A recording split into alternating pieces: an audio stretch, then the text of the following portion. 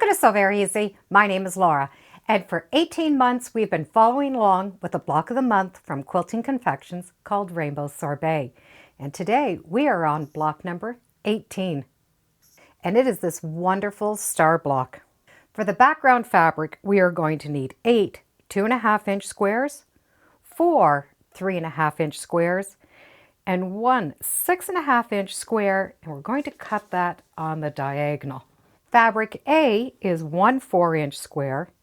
Fabric B is a 6.5-inch square, and that's also cut in half twice on the diagonal. Fabric C, we need 2 squares at 6.5 inches. Those are also cut in half on the diagonal. In the last color, D, we need 4 3.5-inch squares. We can start by taking those 4 3.5-inch squares and match them up with the background 3.5-inch squares. And we will be making half square triangles with these. So we need to put right sides together, draw a line from corner to corner, and stitch on each side of that line 1/4 inch. Once the stitching is done, we're going to be able to cut these squares in half and turn them into half square triangles at 2.5 inches each. And for this quilt, we've been using the Eleanor Burns 6.5-inch square upper ruler. Those little squares are going to need to be trimmed up to 2.5 inches, so we're going to use that 2.5-inch line. That line is going to go on the stitching line. That 1/4 inch seam allowance is going to be outside the line. So we place that line right along the stitching line. Then we can trim off the 2 sides.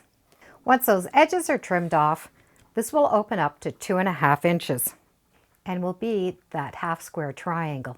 We will have little dog ears that we can trim off before we press this open. Trimming those dog ears off before we press it open means we have nothing to do after. Press the seams going to the darker fabric. Once the half square triangles are done, we need to sew those larger triangles together to make an hourglass block. The hourglass block consists of 2 of the purple, the white, and the blue. By laying it out, it'll give us a better idea of how we're going to be able to sew these together.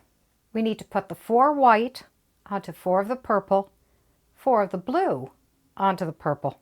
So we can restack these and bring them to the machine. And we will be stitching this line right here. And then press the blocks towards the purple. Once the 2 piles have been stitched, we're going to be able to stitch those together. We need to match up those 2 center seams. We're going to be able to nestle them. We'll feel them that they're right beside each other. It's important that that center seam stays together and it doesn't shift as you're sewing. This block is going to be trimmed down once that seam is sewn.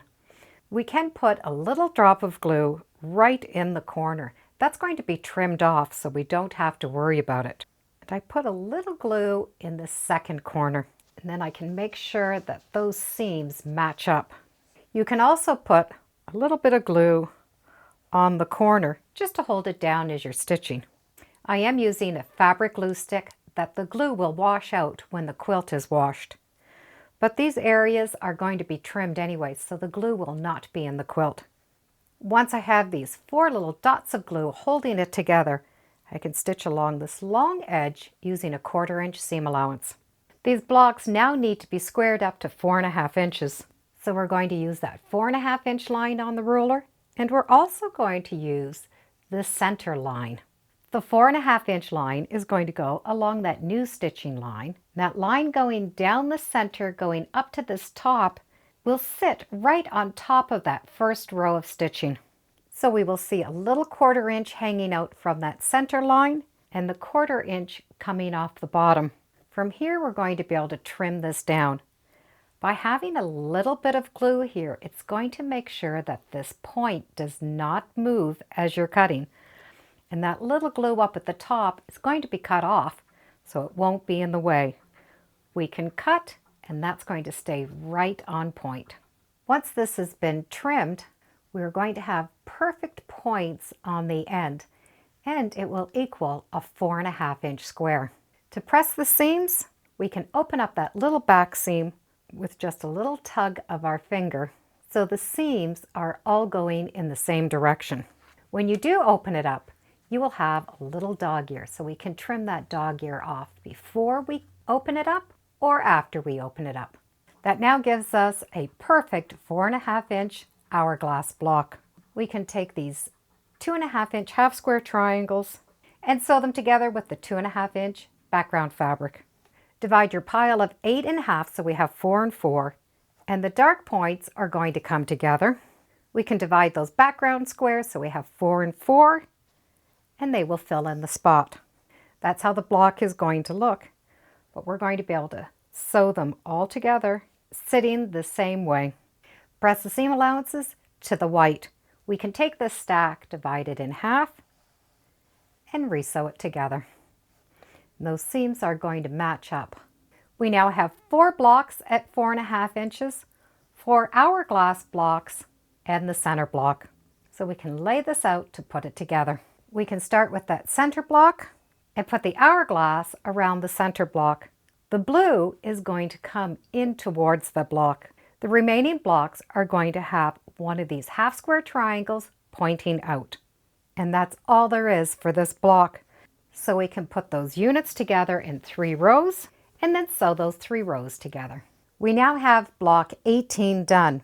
I have been following along and making a scrappy version where the background fabric has been this white. I have been using a very dark print with a floral on it. So the pattern's the same, it's been opposite. So let's see what we can do with some scrappy fabric.